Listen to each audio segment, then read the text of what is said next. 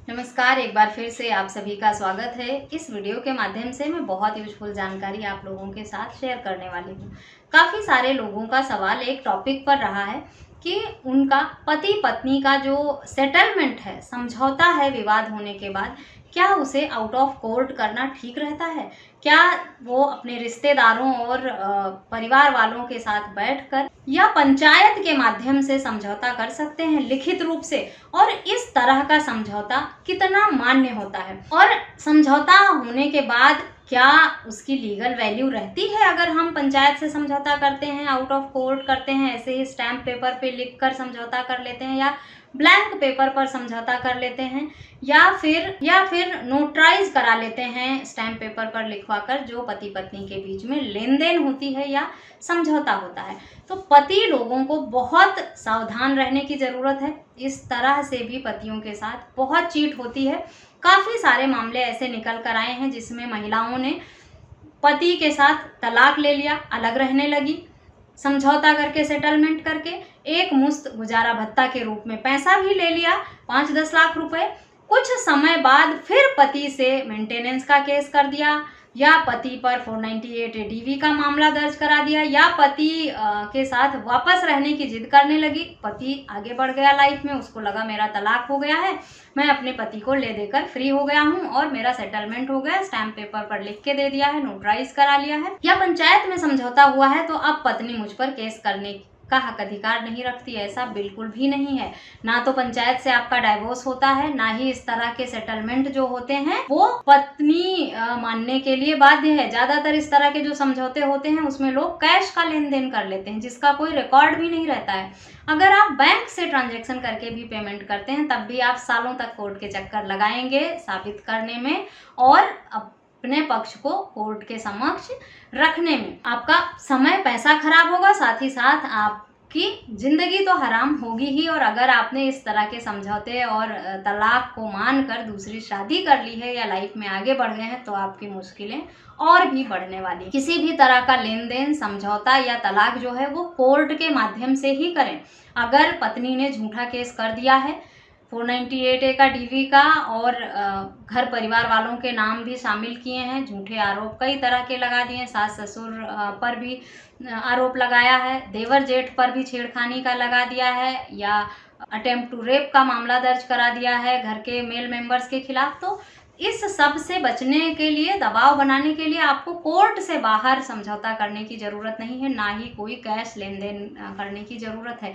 ये सब एक तरह से साजिश होती है, दबाव बनाया जाता है लड़के के खिलाफ इस तरह का मामला दर्ज कराकर। इसलिए सावधान रहने की ज़रूरत है। जब भी आपके खिलाफ मामले दर्ज हों, आपके भी कानूनी हक अधिकार हैं। कोई भी शिकायत होने पर तुरंत आपकी गिरफ्तारी नहीं होती है, आपको भी पूरा समय दिया जाता है, आपको बेल मिल जाती है और कोर्ट में आपको अपना पक्ष रखने का, साबित करने का पूरा मौका दिया जाता है। इसलिए झूठे मामलों से डरने की, परेशान होने की, घबराने की जरूरत नहीं है, ना ही दबाव में आकर किसी भी तरह का पैसा देने की या सेटलमेंट करने की जरूरत है आउट ऑफ कोर्ट। जो भी समझौता करें ऐसी महिला से जिसने इस तरह का शुरुआती दौर में आपके खिलाफ मामला दर्ज कराया है और इस तरह से पैसे की मांग कर रही है, वो आगे चलकर भी आपको ब्लैकमेल करेगी, परेशान करेगी और फिर आपसे दोबारा मोटा पैसा ऐंठेगी और आप कुछ कर नहीं पाएंगे अगर आपने कोर्ट से बाहर इस तरह का समझौता कर लिया है तो। इसीलिए थोड़ा समय दें।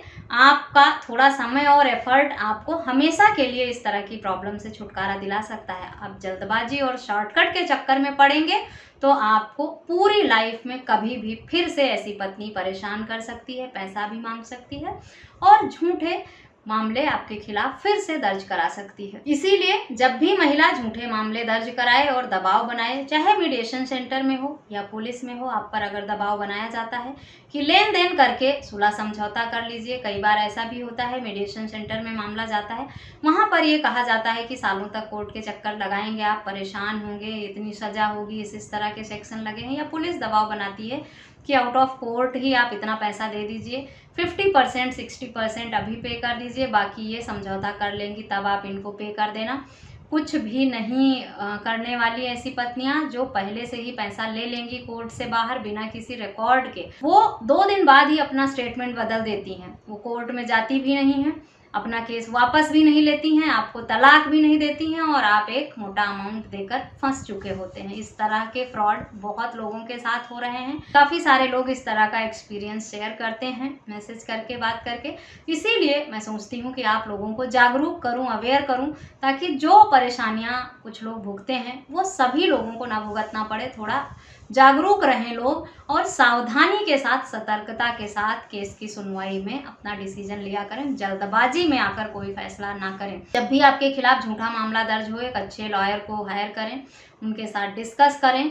वो आपका बचाव करेंगे, आपकी सारी परिस्थितियां और परेशानियों को समझते हुए कब किस तरह का स्टेप लेना है, कब किस तरह का एक्शन लेना है, वो आपको बताएंगे और आपको बचाने के लिए जो एक्शन लेना जरूरी है वो लेंगे भी।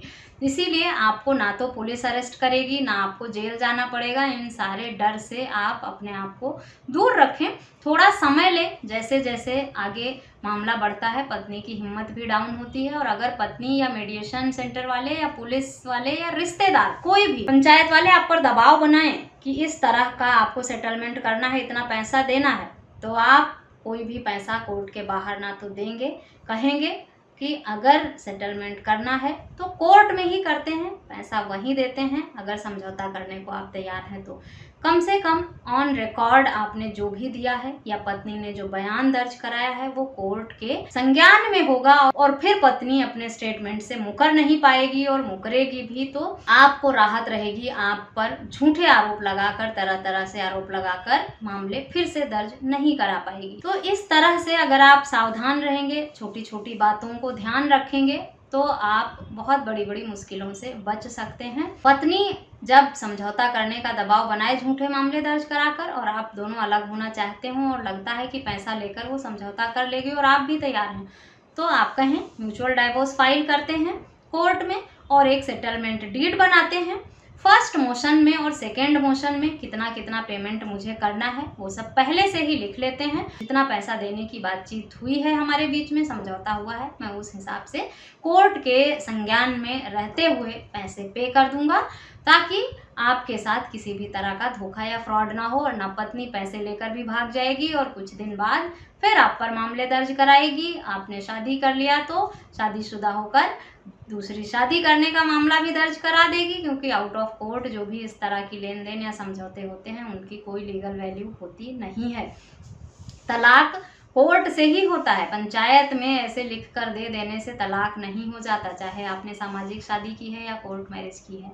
तलाक के लिए आपको कोर्ट के डिक्री की जरूरत होगी, तभी आपका कानूनी रूप से तलाक मान्य होता है। छोटी छोटी बातें आपको, इस तरह की छोटी छोटी सावधानियां आपको आने वाली परेशानियों से बचा सकती हैं। जरूरत है आपको जागरूक रहने की, अवेयर रहने की और अपने हक अधिकार जानने की। और कोर्ट से बाहर किसी भी तरह के लेन देन या समझौता करने की गलती बिल्कुल भी ना करें, वरना आपको इस तरह की गलती बहुत भारी पड़ती है और आपको पैसे तो देने ही पड़ते हैं, झूठे केसों का सामना भी करना पड़ता है। और अगर लाइफ में आगे बढ़ गए हैं तो जिस पार्टनर से आपने शादी की है या बच्चे हो गए हैं, तो उन सब के लिए भी बहुत सारी मुश्किलें खड़ी हो जाती हैं और कई तरह के गंभीर मामले दर्ज हो जाते हैं और बहुत सारी परेशानियों का सामना करना पड़ता है। आशा करती हूँ ये वीडियो भी आपके लिए यूजफुल होगी। वीडियो यूजफुल लगी है तो चैनल को सब्सक्राइब करना, अधिक लोगों के साथ शेयर करना बिल्कुल भी ना भूलें। इस टॉपिक पर या किसी अन्य टॉपिक पर कुछ सवाल हैं तो मुझे कमेंट करके या वीडियो में दिए गए व्हाट्सएप नंबर पर संपर्क करके आप मुझसे पूछ सकते हैं। इस वीडियो में बस इतना ही, मिलते हैं नेक्स्ट वीडियो में, तब तक के लिए थैंक यू एंड बाय।